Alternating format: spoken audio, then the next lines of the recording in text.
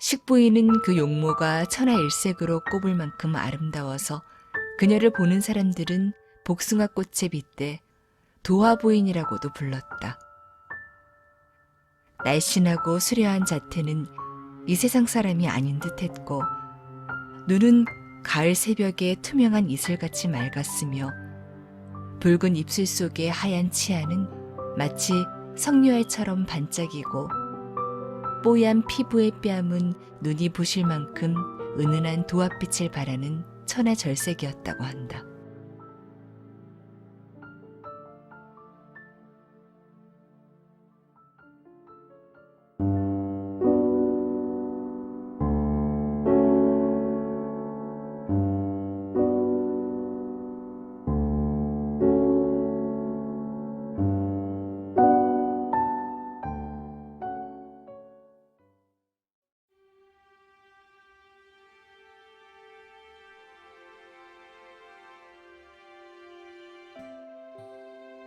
안녕하세요. 책 읽는 문학관 여운입니다. 오늘은 재미있는 역사도서 한 권 소개해드리려고 하는데요. 어쩌면 당신이 원했던 세계사를 흔든 사랑입니다.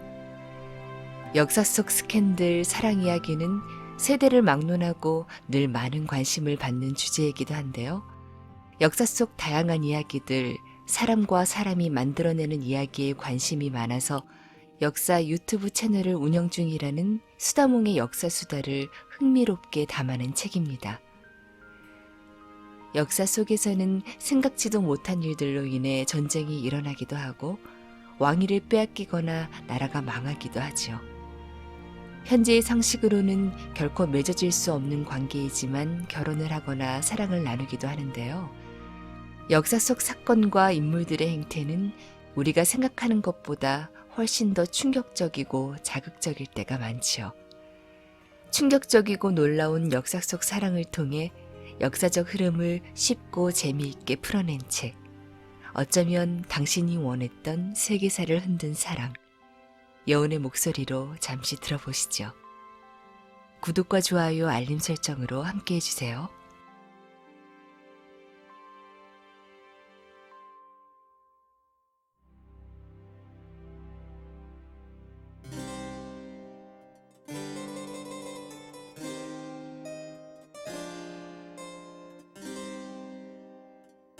어쩌면 당신이 원했던 세계사를 흔든 사랑. 수다몽 지음, 발행 북스고.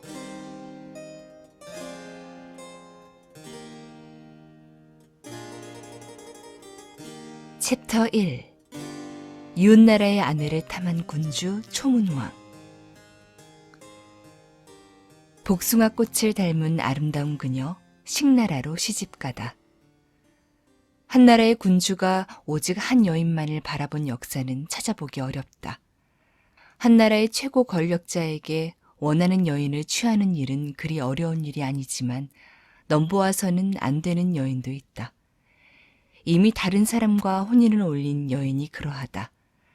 지아비가 있는 여인을 취한다는 것은 배덕한 행위이므로 넘보지 않는 것이 암묵적인 법칙이다. 그럼에도 불구하고 힘이 지배하는 시대일수록 법칙 정도는 가볍게 무시하는 군주들이 있었으며 결국 그로 인해 많은 비극이 일어났다. 지금으로부터 약 2700년 전 중국으로 달려가 보자. 때는 춘추 전국시대. 춘추시대와 전국시대 사이에는 수년 동안의 간극이 있고 성격과 방식마저 다르기에 본 이야기의 배경은 춘추시대라고 부르는 것이 맞다. 춘추시대와 전국시대 모두 강자가 힘을 자랑하는 전쟁이 허다했지만 춘추시대는 적어도 외교적인 예의를 갖추려고 노력이라도 하던 시대였다. 제후들은 전쟁을 하더라도 다른 나라의 길을 꺾고 동맹을 맺는 방식으로 힘을 과시하였다. 그러나 이런 관례를 깨뜨린 제후가 있었으니 바로 초나라의 초문왕이다. 초문왕은 자신의 마음을 빼앗은 여인을 차지하기 위해 한 제후국을 짓밟는 야만적인 행동을 했고 다른 제후국의 비난을 받게 된다. 그의 마음을 빼앗은 여인은 누구일까? 두 나라를 망하게 한 절세 미인의 그녀, 식부인의 사연을 들어보자. 식부인은 진나라 제후의 둘째 딸로서 원래 이름은 규였으나 식나라 제후인 식후와 혼례를 올린 후 식부인으로 불리게 되었다. 식부인은 그 용모가 천하일색으로 꼽을 만큼 아름다워서 그녀를 보는 사람들은 복숭아꽃에 빗대 도화부인이라고도 불렀다.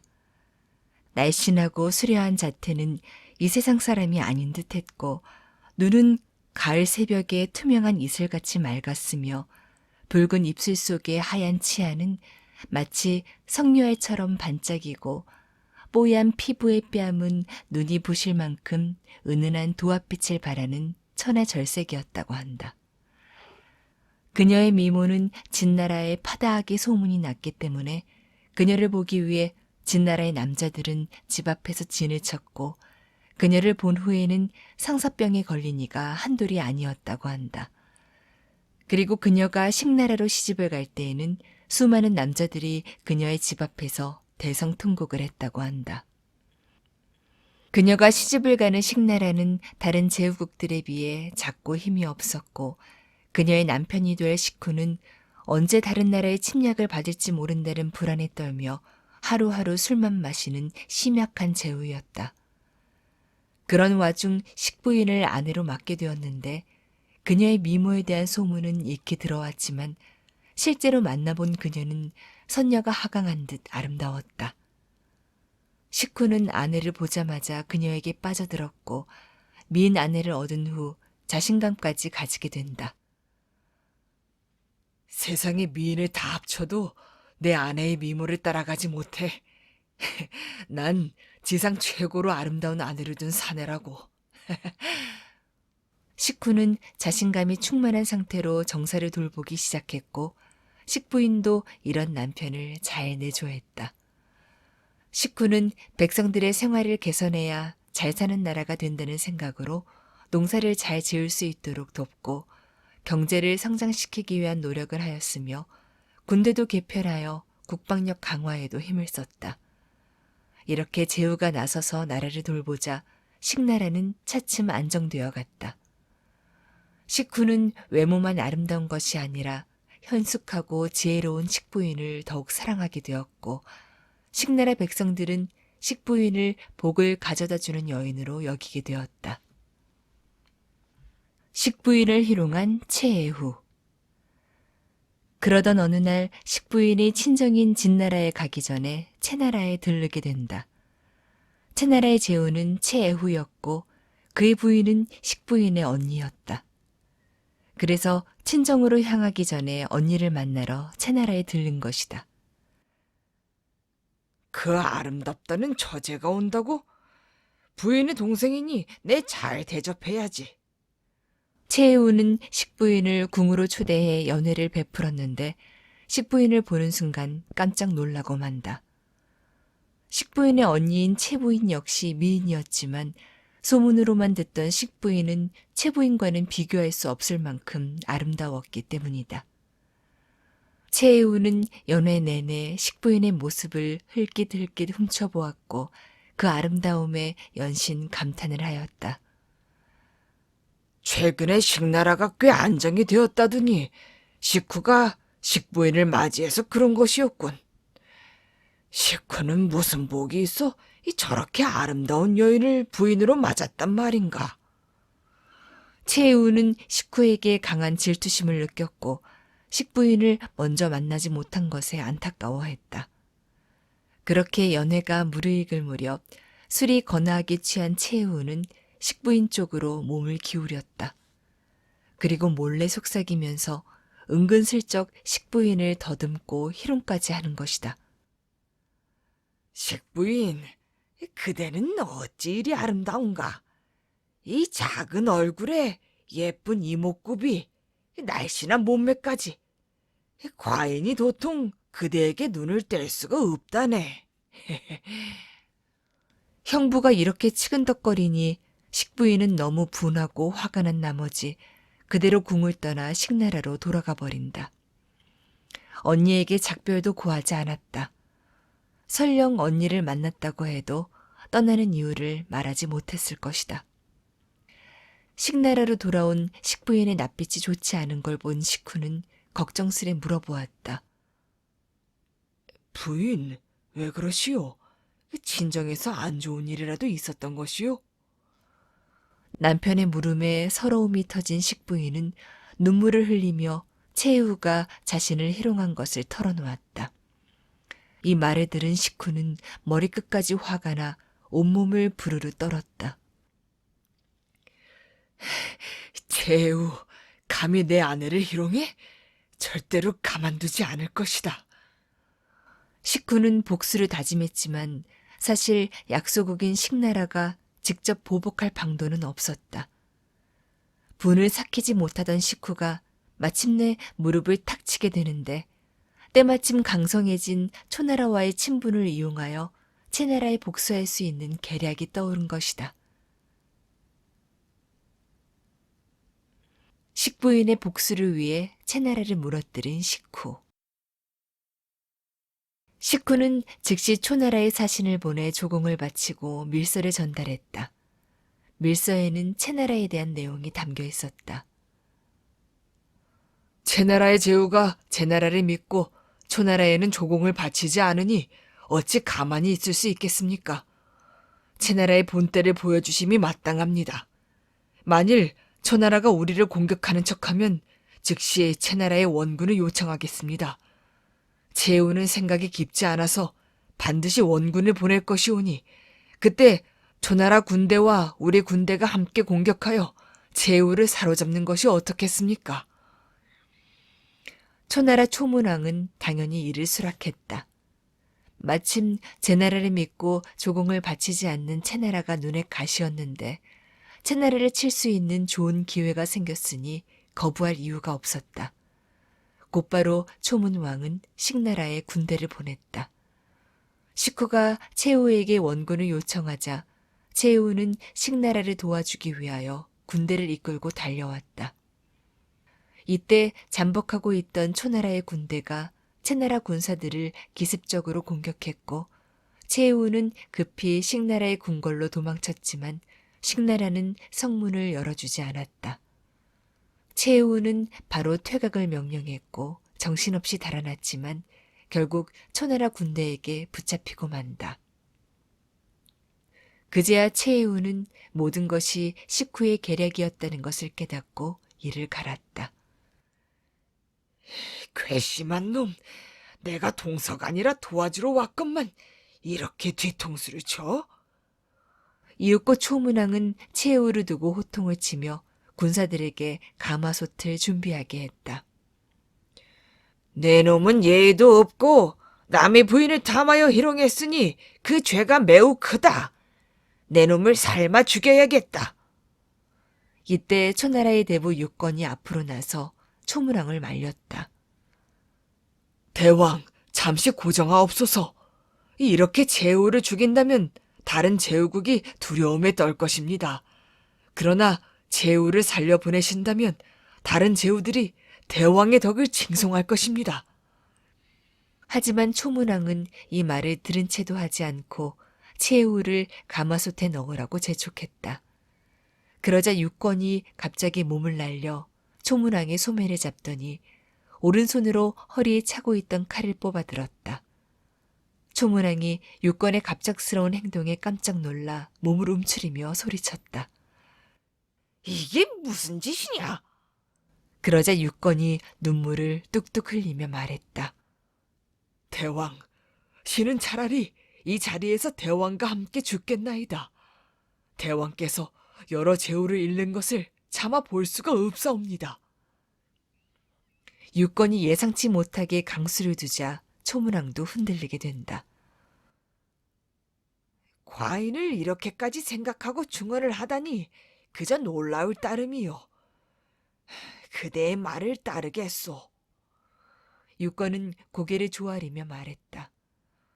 대왕께서 제후를 죽이지 않고 용서하셨으니 초나라에 복이 올 것이옵니다.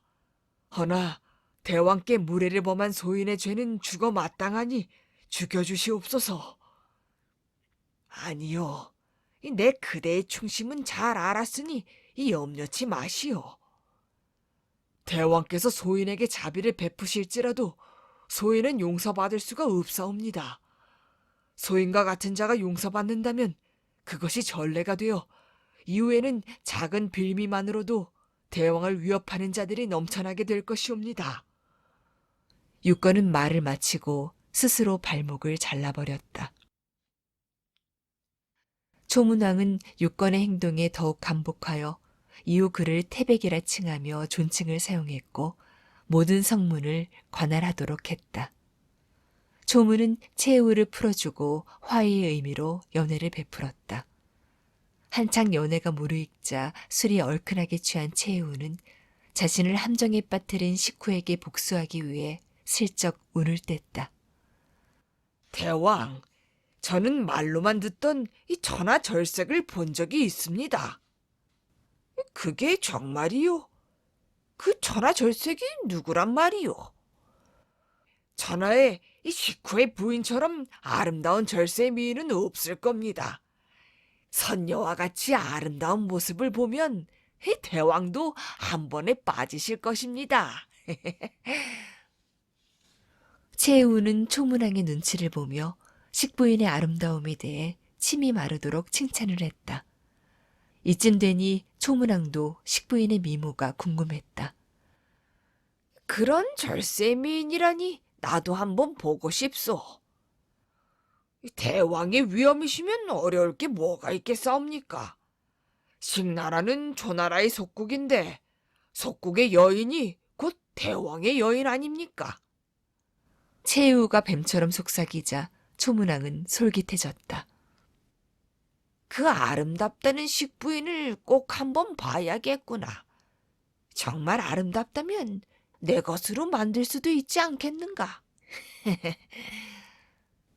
그리하여 초문왕은 순방을 가장하여 정예군을 이끌고 식나라로 향하게 된다. 초문왕, 식부인을 탐하다. 아무것도 모르는 식후는 초문왕의 갑작스러운 방문에도 초문왕을 반갑게 맞았고 연회를 베풀었다. 그런데 잠시 후 초문왕이 서운해하는 기색을 보이며 말했다. 과인이 제 나라를 친 건 군유의 권유 때문인데 이 보답으로 군우의 부인이 술을 한 잔 따라야 하는 게 도리 아닌가?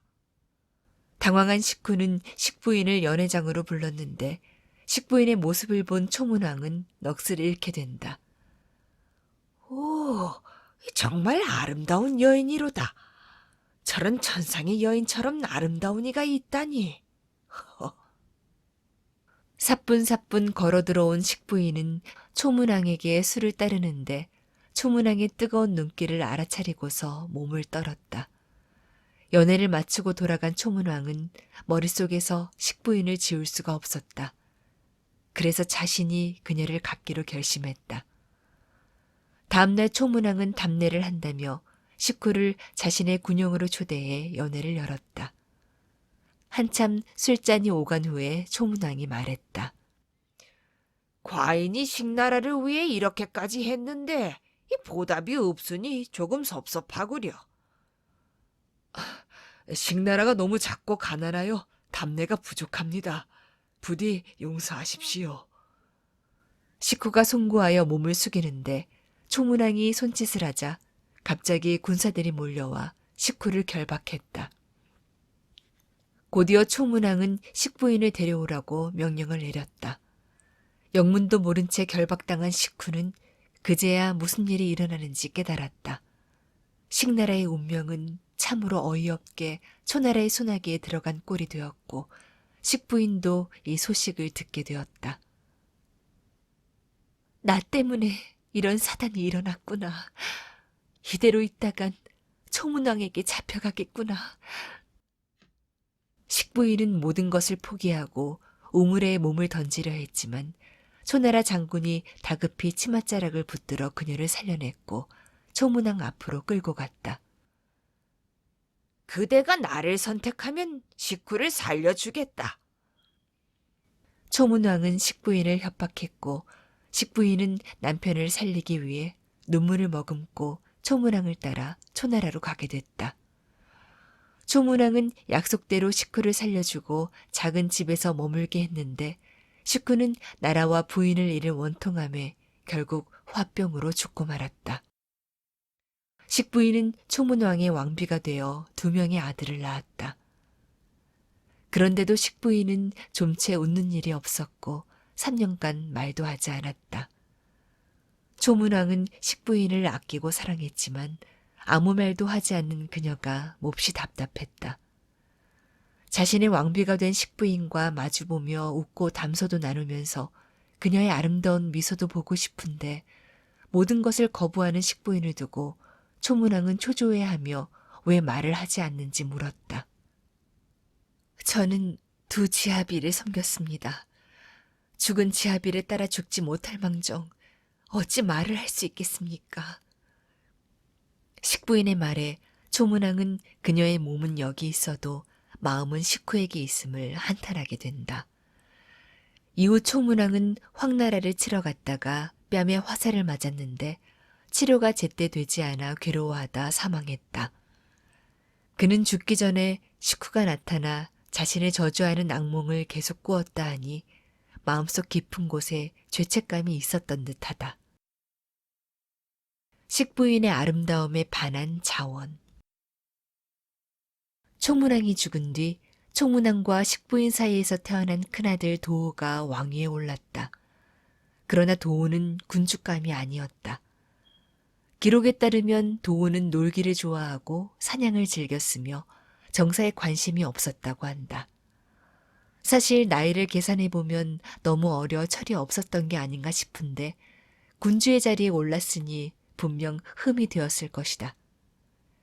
도우는 왕위에 오른 지 3년 만에 살해당했고 임금의 예로 장사를 지내지 않아 시호도 받지 못했다. 동생 웅군이 형을 죽였다는 기록이 있는데 납득하기가 조금 어려운 부분이 있다.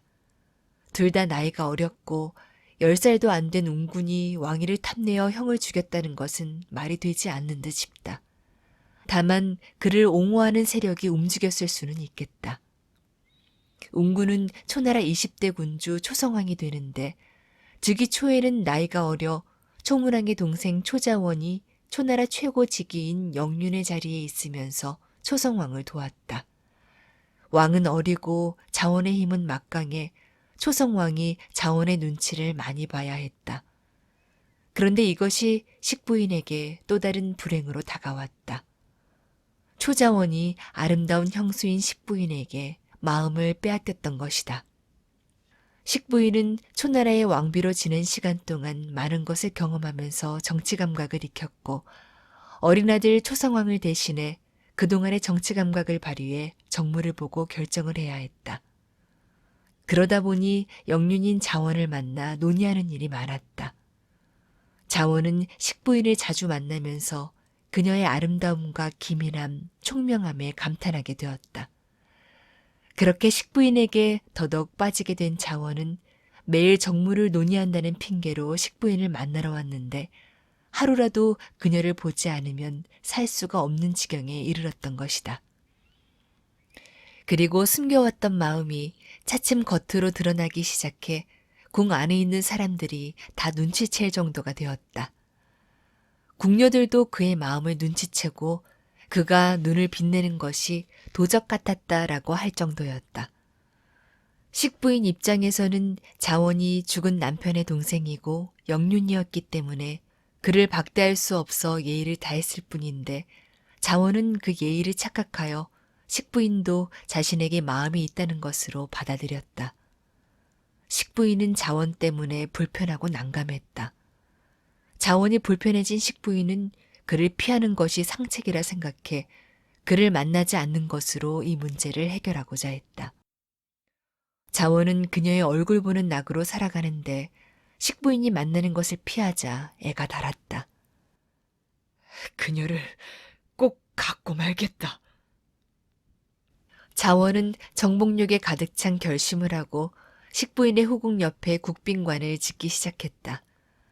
강대국이었던 초나라에 사신들이 자주 드나드니 사신을 대접하기 위한 멋진 건물을 지어 초나라의 위상을 다른 나라에 드높이겠다는 핑계를 대긴 했지만 하필이면 식부인의 후궁 옆에 국빈관을 짓는 것은 어떤 속셈이 있었기 때문일 것이다. 건물이 완공되고 성대한 낙성식 축하 행사를 마련했는데 진, 재, 진 등의 악사를 초청하여 반주하게 하였고 대규모의 춤인 만무를 선보이게 되었다. 만무는 두 종류가 있는데 여기서의 만무는 상스럽고 고귀한 상상에 새인 봉황의 춤으로 수컷 봉이 암컷 황에게 구애할 때 추는 춤이었다. 누가 봐도 이 만무는 식부인을 위해 준비하였고 자원은 봉이며 식부인은 황이라는 사실 또한 알 수 있었다.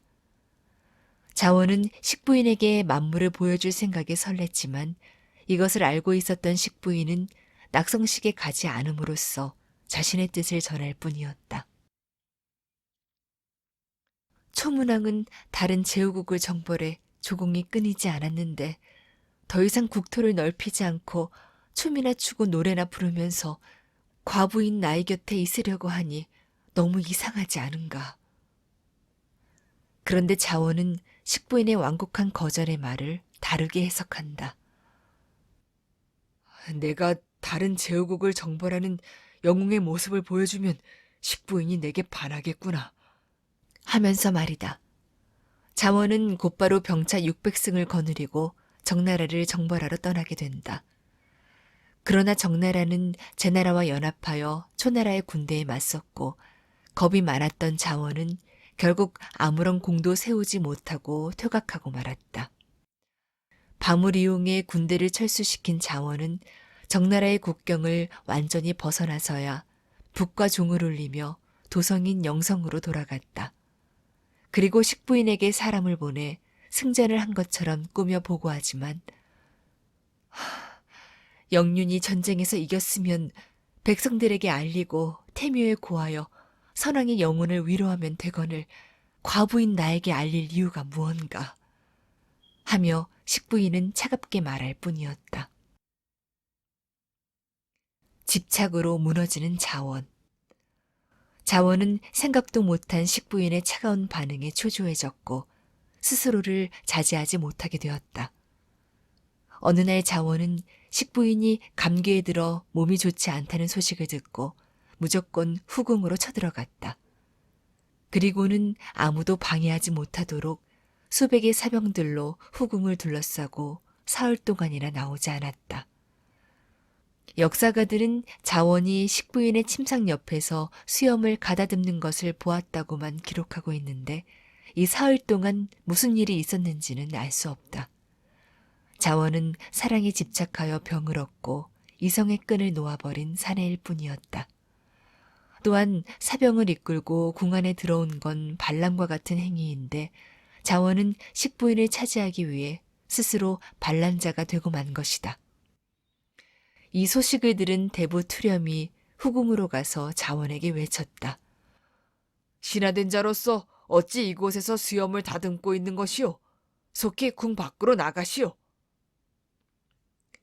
이곳은 내 집이나 마찬가지니 그대는 아무 상관 말라. 자원은 움직이지 않았고 일이 이 지경이 되자 더 이상 두고 볼 수 없었던 초성왕은 초문왕 때 영륜을 지냈던 투백비의 아들 투누오도를 불러 제정신을 잃은 자원을 처리하라는 명을 내렸다.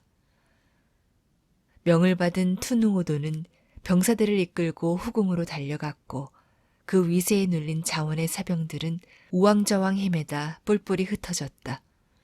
그리고 자원은 투누오도의 부하 투반과 결투를 벌이다 결국 머리가 땅에 떨어져 죽음을 맞게 되었다. 자원이 죽음을 맞을 당시 식부인은 몇 살이었을까? 15살쯤 식후와 결혼한 것으로 추측했을 때 식후와 3년쯤 부부로 지냈고 초문왕이 식나라를 친 것이 초문왕 6년 때 일이며 초문왕은 15년 재위했으니 초문왕이 사망했을 때 식부인은 27살쯤 되었을 것이다. 그리고 자원이 목이 잘린 것이 초성왕 6년에 일어난 일이므로 그녀 나이 30대 중반이 아니었을까 싶다. 당시의 30대 중반은 지금과는 달리 적지 않은 나이임에도 불구하고 자원이 목을 맨 것을 보면 식부인의 미모는 여전했던 것으로 짐작된다. 하지만 그녀는 아름다움으로 인해 남편을 잃었으니 아름다움과 행복은 꼭 비례하는 것은 아닌 것 같다. 또 미인 아내를 얻었다 하더라도 식나라의 식구처럼 그 행운이 불행으로 바뀔 수도 있는 것이다. 이후 식부인은 인간사의 환멸을 느껴 궁궐 깊은 곳으로 숨어 죽을 때까지 그곳을 나오지 않았다고 한다. 식부인의 사연은 이백, 두보 등 당대 최고 시인들에게 영감을 주어 주옥 같은 시를 남기게 했다. 당나라 시인 왕유도 식부인을 제목으로 한 시를 지었다. 오늘날 총애를 받는다 하여 지난날의 그 은덕을 잊을 수 있으리. 꽃을 보고도 두 눈 가득 눈물을 흘리며 초안과는 말 한마디 아니하였네.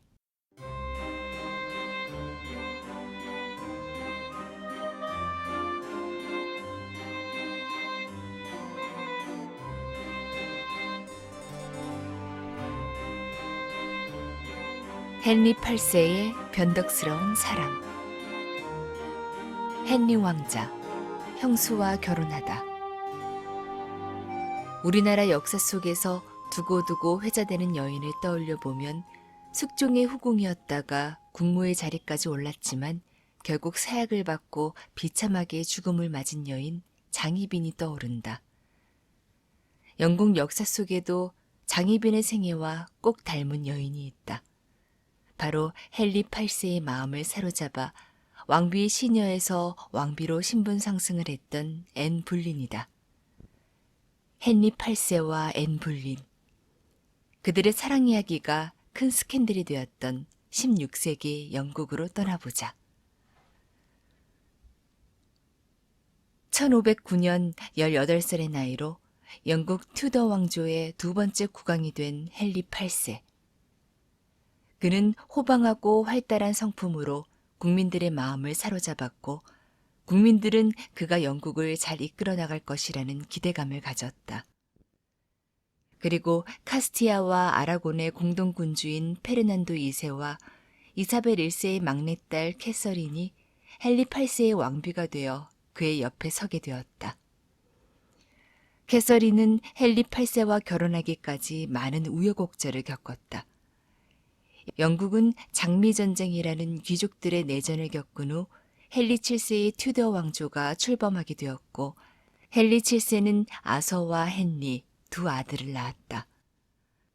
헨리 7세는 영국의 국왕 자리를 물려받게 될 아들 아서의 든든한 동맹이 되어줄 혼처를 찾겠다는 생각으로 열심히 며느리감을 물색했고 그때 선택한 며느리가 바로 아라곤의 캐서린이었다. 당시 이베리아 반도의 통일 왕국을 수립하고 강대국으로 급부상하던 아라곤 왕국과 국교를 맺어 강한 연대를 할 필요가 있다는 판단을 한 헨리 7세. 1489년 3월 27일 메디나 델 캠포 협약을 맺어 아라곤의 캐서린과 투더 왕조의 아서는 정략 결혼을 하게 되었다. 1501년 10월 아라곤의 캐서린이 플리머스 항에 도착하고 11월 14일 세인트폴 대성당에서 화려한 결혼식을 올렸는데 당시 아서는 14살, 캐서린은 15살이었다. 결혼식을 올린 후 어린 부부는 웨일즈 지방의 루드로 성에서 신혼생활을 시작했는데 이듬해 3월 아서가 갑자기 쓰러진다. 원래도 병약했던 아서는 바뀐 환경을 이겨내지 못하고 한 달 동안 앓다가 그만 죽음을 맞이하게 되었다. 캐서린은 결혼한 지 반년 만에 남편을 잃고 과부가 되었다. 장남 아서가 사망하긴 했지만 헨리 7세 입장에서는 강력한 유대 관계를 맺기 위해 데려온 이 아라곤의 공주를 다시 돌려보낼 수 없었다. 그래서 캐서린은 양국 아버지들의 뜻에 따라 아서와의 혼인을 무효화하고 1503년 6월 25일 다시 헨리 7세의 둘째 아들 헨리와 약혼을 하게 된다. 남편 아서가 사망한 지 3개월 만에 시동생과 약혼을 하게 된 것이다. 캐서린이 시동생 헨리와 약혼할 수 있었던 이유는 저는 아서와 결혼식을 올리긴 했지만 그와 동침을 하지 않았어요라는 그녀의 주장 때문이었다.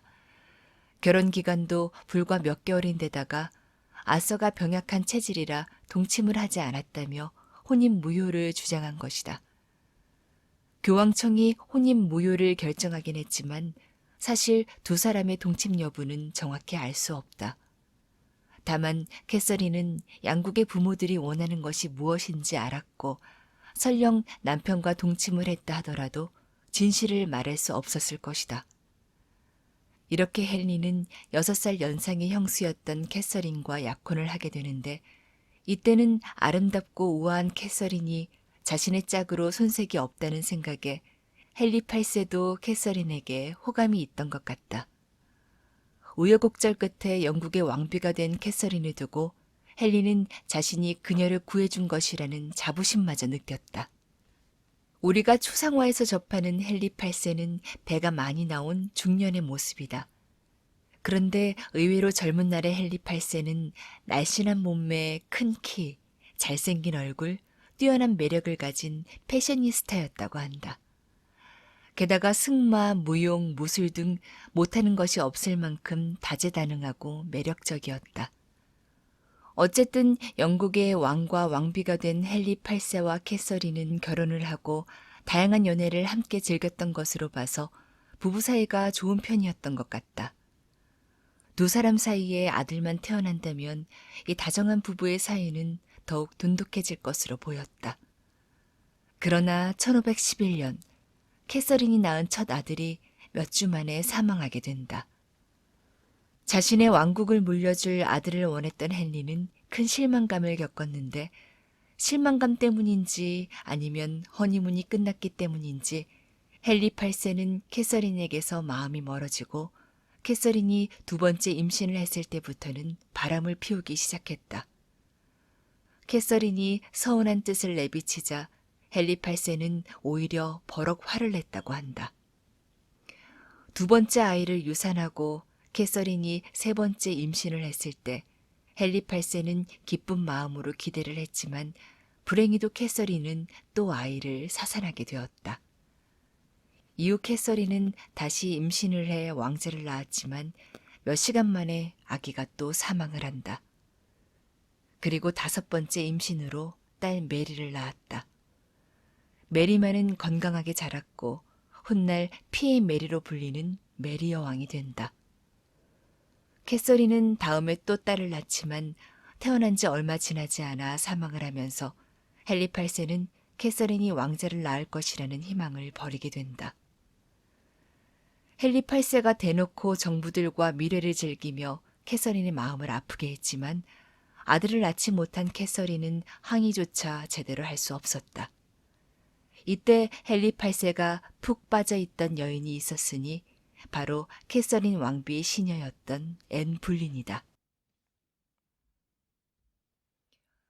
종교를 바꿔서라도 앤 불린과 결혼하겠다.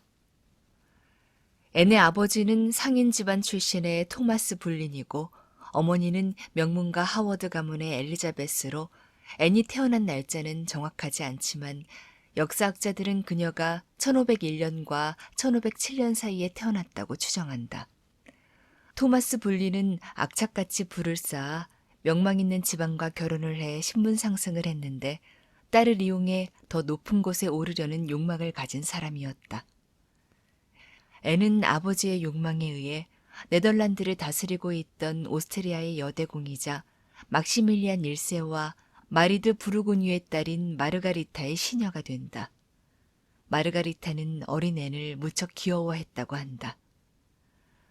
잭이 발랄하고 영리한 앤은 언니인 메리 불린과 함께 프랑스로 넘어가 헨리 8세의 누이이며 프랑스 국왕 루이 12세의 왕비 메리 튜더의 시녀가 된다. 루이 12세가 사망하면서 메리 튜더는 영국으로 돌아가게 되었지만 앤 불린은 프랑스에 남았다. 앤 불린은 다시 프랑스와 1세의 정비 클로드 왕비의 시녀를 하면서 프랑스 궁정에서 예법을 배우고 라틴어와 프랑스어에 능숙한 여인으로 성장하게 된다. 엠블리는 짙은 색의 긴 머리와 까만 눈동자를 가진 여인이었는데 당시 기준으로 금발머리에 흰 피부를 지닌 클래식한 미인은 아니었다. 손에는 커다란 혹이 있어서 손가락이 6개인 것처럼 보이곤 했지만 날씬한 몸매에 지적이며 재치있고 자신감이 넘쳤다고 한다. 그런 그녀의 모습에 매력을 느끼는 남자들이 많았지만 엠블리는 신중한 태도를 유지했다. 언니인 메리 블리는 연애에 일찍 눈을 떠 로맨스를 즐기는 여인이었지만 엠블리는 가벼운 연애에는 관심을 두지 않았다. 야망 가득한 엠블리는 자신의 야망을 실현해줄 남자를 기다리고 있었다. 나를 높은 곳으로 올려줄 그런 남자를 만날 거야. 그러던 중에 프랑스와 영국의 갈등이 깊어지면서 프랑스 궁정에서 일을 하던 영국인들이 다시 영국으로 돌아오게 되었다. 이때 엠블린도 영국으로 돌아오게 된다. 노래와 춤에 능하고 악기도 잘 다루며 당시 상류층의 필수 언어인 프랑스어를 유창하게 할 수 있던 애는 헨리 8세의 왕비 캐서린의 시녀가 되어 왕실 생활을 시작하게 된다. 프랑스에서 가지고 온 세련되고 우아한 옷들이 잘 어울리는 애는 활발하고 섹시한 모습 덕분에 왕실에서 주목받는 여자가 되었고 그녀에게 매료되어 접근하는 남성들이 많았다. 애는 신중하게 명문가 노선부리아 공작의 후계자인 헨리 퍼시를 선택한다. 두 사람은 결혼까지 약속했지만 헨리 퍼시의 아버지는 엠블린의 아버지가 귀족 출신이 아니라는 이유로 두 사람의 결혼을 결사 반대했다. 헨리 퍼시는 아버지를 설득해 보려고 했지만 아버지를 이길 수 없었다. 계속 고집을 부린다면 파면하겠다. 유산 한 푼 없이 쫓겨나게 될 것이 두려웠던 헨리 퍼시는 결국 눈물을 삼키며 앤을 포기했다. 앤은 힘이 없어 사랑하는 남자를 잃은 경험을 바탕으로 권력의 중요성을 절실히 깨닫게 된다. 그런 와중에 헨리 8세가 앤 블린에게 관심을 가지게 된 것이다. 사실 헨리 8세를 먼저 사로잡은 것은 앤이 아니라 앤의 언니인 메리 블린이었다. 그동안 숱한 여자들과 바람을 피웠던 헨리 8세는 이미 윌리엄 캐리와 결혼한 메리 블린을 정부로 두었다. 이후 메리 블린은 임신을 해 딸 캐서린 캐리를 낳고 2년 뒤에는 아들 헨리 캐리를 낳았는데 둘 다 헨리 8세의 자식일 가능성이 높지만 공식적으로는 남편 윌리엄 캐리의 자식이었다. 메리 블린이 아들 헨리를 출산할 즈음 메리에게 실증나 있던 헨리 8세는 메리 블린의 매력적인 동생 앤 블린에게 눈을 돌리게 된다. 헨리 8세는 메리 블린을 정부로 삼은 것처럼 앤 블린도 정부로 삼고 싶었다. 왕비가 되기 전에는 전하의 품에 안길 수 없습니다. 앤은 야망이 큰 여자였고 헨리의 바람둥이 기질을 잘 알았기 때문에 왕의 구애를 거절했다. 헨리 8세는 지금까지 누구도 자신을 거절한 여인이 없었기에 애가 타면서도 더욱 앤을 차지하고 싶은 욕망을 품게 되었다. 헨리 8세는 앤 블린에게 연애 편지를 자주 보냈다. 나의 연인이자 친구여. 나와 나의 심장은 당신의 손으로 넘어가 당신의 기품으로 우리를 인도하고 나의 부재 때문에 당신의 애정이 식지 않기를 애원하고 있습니다. 만약 당신이 진실하고 충실한 연인이자 친구로서의 의무를 다하여 당신의 몸과 마음을 주시겠다면 당신의 매우 충실한 하인이 될 것이며 앞으로도 당신의 엄격함이 나를 막지 않는다면 당신 이외의 모든 일을 내 마음과 애정에서 몰아내고 오직 당신만을 돌보며 당신을 나의 유일한 연인으로 맞이하겠습니다. 결국 헨리 8세는 캐서린과 이혼을 하고 앤과 결혼하기로 결심한다. 사실 왕이 정부를 두는 것은 흔한 일이기 때문에 금기의 사랑은 아니다. 그런데 현재 왕비와 이혼하고 사랑하는 여인을 왕비로 세우려 했으니 당시의 종교관으로는 용납할 수 없는 일이었다. 헨리 8세는 성경의 레위기 20장 22절에 형제의 아내를 데리고 사는 것은 추한 짓이다. 그것은 제 형제의 부끄러운 것을 벗긴 것이므로 후손을 보지 못하리라는 구절을 내세워 교황청에 이혼을 허락해달라고 요구한다. 나는 형수와 결혼을 했으니 이 결혼은 부정한 것입니다. 이혼을 허락해 주십시오. 하지만 당시 교황이었던 클레멘트 7세는 헨리의 요구를 허락하지 않았다. 현재 왕비인 캐서린의 친조카 카를 5세가 최강대국 스페인의 왕이면서 신성 로마 제국의 황제였기 때문에 그가 지켜보고 있는데 교황이 캐서린과의 이혼을 허락할 리는 없었다. 교황 측은 아서와 캐서린의 결혼이 이른 나이에 이루어진 것이라 잠자리를 하지 않았으니 헨리 8세와 캐서린의 결혼은 절대 부정하지 않다며 이혼을 허락하지 않았다.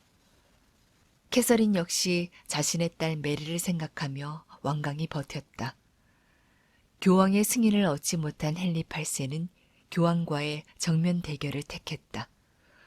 1520년 후반 영국은 부패하고 세속화된 교회와 성직자, 특히 로마 교황에 대한 반감과 불신이 널리 퍼져 있었다.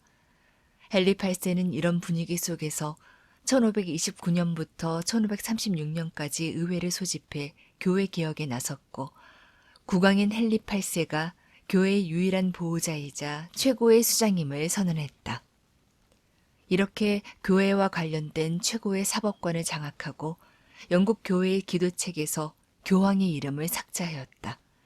그리고 수도원을 해산하고 수도원 소유의 토지까지 몰수했다.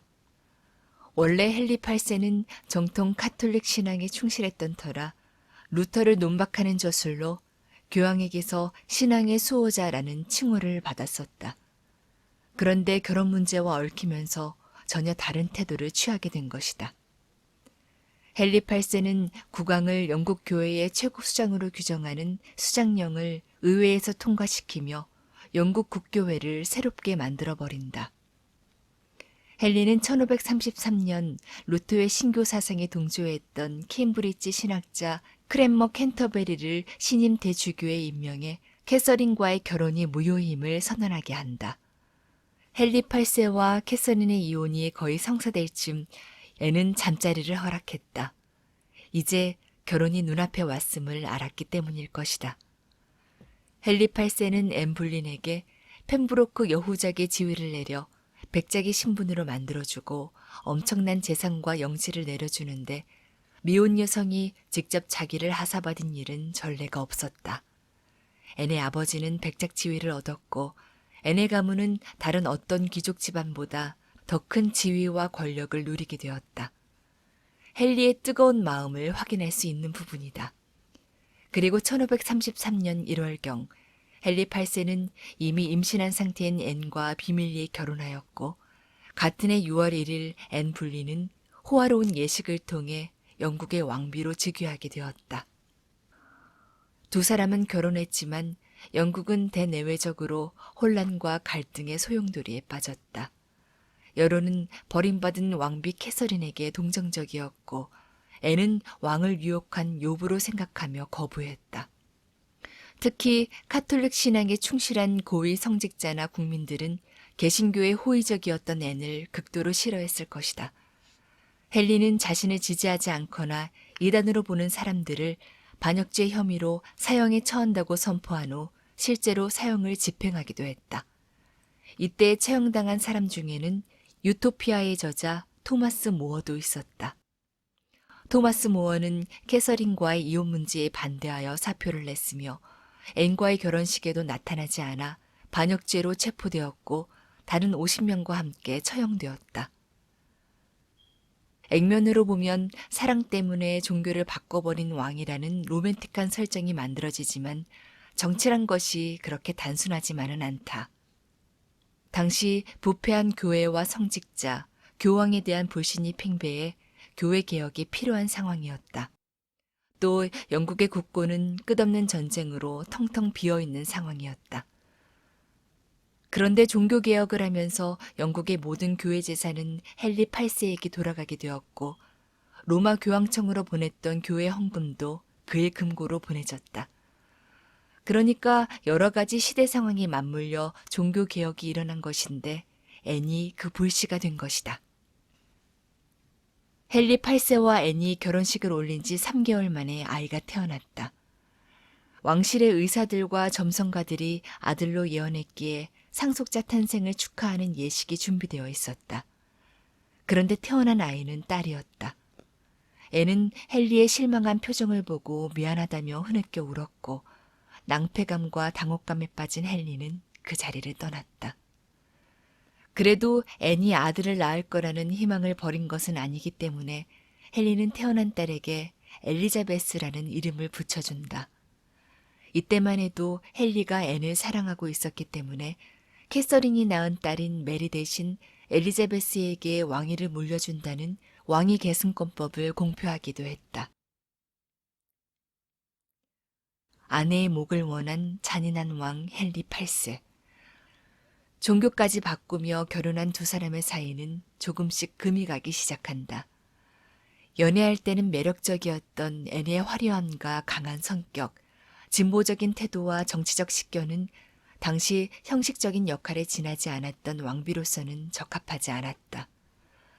모두에게 완전 복종을 원했던 헨리 8세는 자신에게 순종적이지 않고 신경질적으로 거친 말을 내뱉는 앤에게 질려갔다. 거기에 앤의 유사는 헨리에게 큰 실망을 안겼다. 하지만 헨리 8세는 앤이 다시 임신을 하면서 아들에 대한 희망을 버리지 못한다. 그런 와중 헨리 8세가 마상 시합에서 낙마하여 목숨을 잃을 뻔한 사건이 일어났는데 다행히 다리에 장애가 생기는 정도로 끝났다. 앤은 큰 충격에 빠졌고 결국 임신 4개월 차에 캐서린 왕비의 장례식에서 유산했다. 당시에는 앤이 캐서린을 내쫓고 그 자리를 차지했기 때문에 신이 벌을 내렸다는 소문이 파다했다. 그러나 현대에는 앤의 혈액형 때문에 유산이 되었다는 설이 있다. 앤의 혈액형이 RH-형으로 첫째인 엘리자베스는 항체가 형성되지 않아서 무사히 낳을 수 있었지만 둘째부터는 항체가 형성되어 태아의 적혈구가 파괴되는 바람에 조기에 유산했다는 설이다. 결론은 앤이 아들을 낳지 못했다는 것이다. 사실 앤에게 향하던 애정이 식으면서 헨리는 이미 캐서린과 앤의 궁녀였던 제인 시모어에게 관심이 있었고 앤과 앤의 가족에게 보였던 호의도 제인과 제인의 가족에게로 옮겨가고 있었다. 앤이 유산한 이유가 헨리의 무릎에 앉아있는 제인을 보았기 때문이라는 소문도 있다. 어느 날 헨리 8세의 무릎 위에 앉아있는 제인 시모어를 보고 앤이 제인의 뺨을 때렸다고 한다. 남편의 불륜을 본 여인의 분노는 당연한 것이겠지만 헨리는 독점욕이 강한 앤의 모습에 질려 점점 더 멀어져 갔다. 또한 앤이 거듭 유산을 하자 그녀가 아들을 낳지 못할 것이라는 생각도 애정을 식게 한 원인일 것이다. 정치적으로도 상황이 급변하기 시작했다. 프랑스의 힘이 커지고 있는 상황에서 이를 부담스러워했던 스페인은 영국과 동맹을 맺길 원하고 있었다.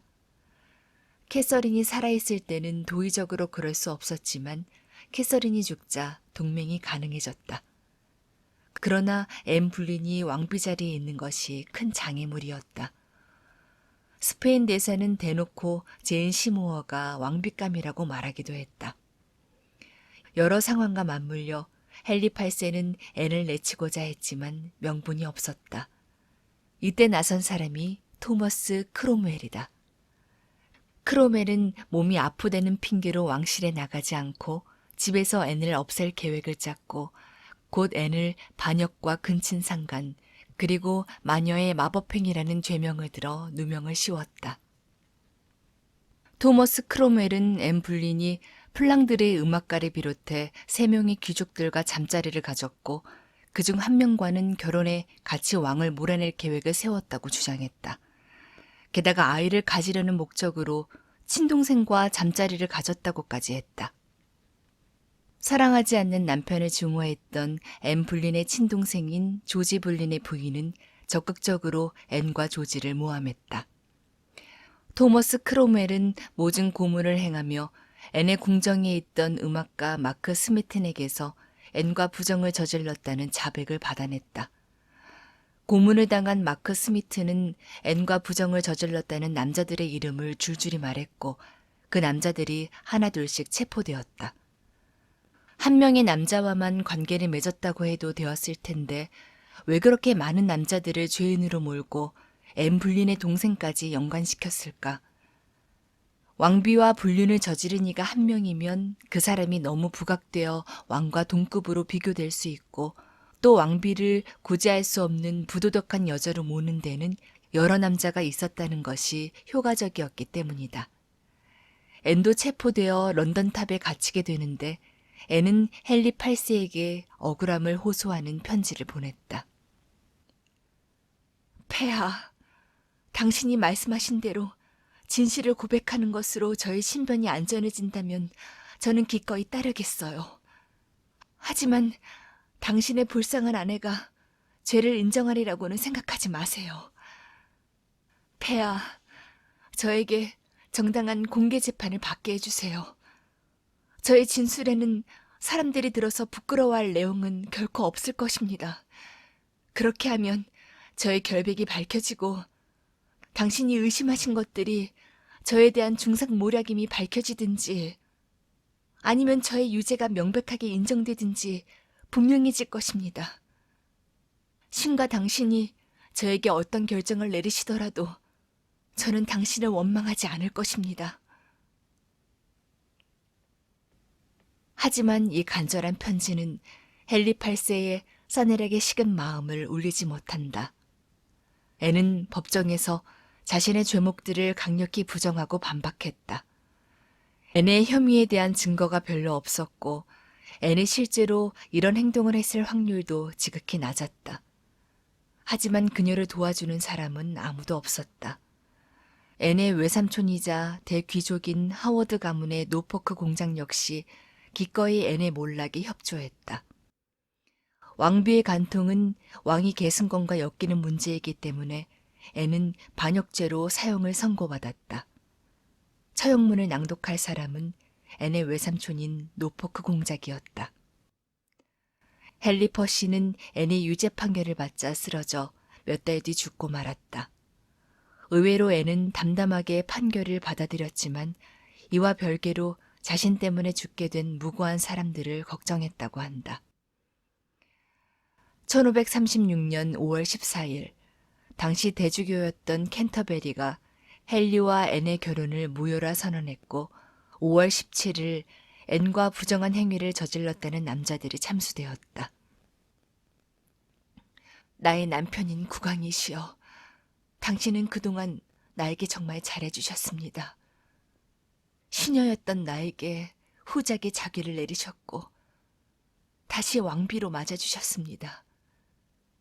그리고 당신은 지금 나를 이 나라 최고의 순교자로 만들어줄 것입니다.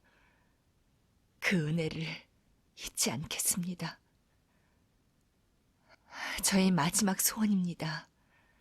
참수에 도끼 대신 칼을 사용해 주시기 바랍니다. 마침내 5월 19일 앤이 참수형에 처해진다. 앤은 담담하게 운명을 받아들이고 자신의 처형을 위해 프랑스 칼레에서 일부러 불러왔다는 집행인에게 말했다. 오늘은 힘이 덜 드실 거예요.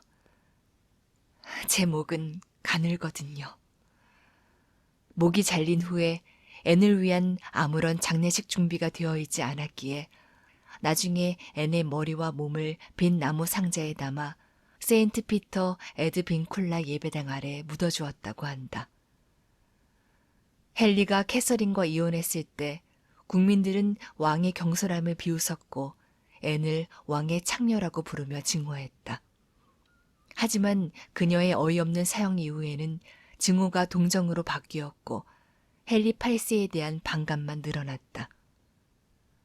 영국인들은 그녀가 처형된 날에 하늘이 너무도 맑아 슬픈 푸른색을 띠었다고 해서 앤 블루라고 불렀다. 앤이 사형되고 10하루 후에 헨리는 제인 시모어와 세 번째 결혼식을 올렸다. 이번에는 캐서린과 앤 둘 다 죽었으니 법적으로 아무 문제가 없었다. 하지만 제인 시모어는 아들 에드워드를 낳고 산육열로 사망을 하였고 이후 헨리 8세는 3명의 왕비를 더 맞았다. 1533년 5월부터 1536년 5월까지 3년, 약 1000일 동안 왕비였다고 해서 천일의 앤이라고 불리는 앤 불린. 그녀의 삶은 이렇게 막을 내렸지만 그녀의 딸 엘리자베스가 영국 여왕 엘리자베스 1세로 등극하고 영국 역사상 가장 위대한 왕으로 평가받게 되면서 앤 불린의 이미지는 왕을 유혹한 마녀에서 여왕의 어머니이자 신교의 성인으로 탈바꿈하게 되었다. 앤 불린과 비슷한 삶을 살았던 장희빈의 아들 경종이 조금 더 오래 살아 성군의 모습을 보였다면 그녀의 이미지 역시 달라지지 않았을까 하는 생각이 들기도 한다.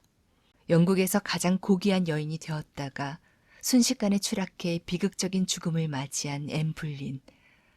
그녀를 사랑한다고 외쳤지만 곧 다른 여인을 사랑하게 된 헨리 8세. 이들의 짧은 사랑은 역사의 한 페이지를 바꾸면서 오래오래 회자되고 있다.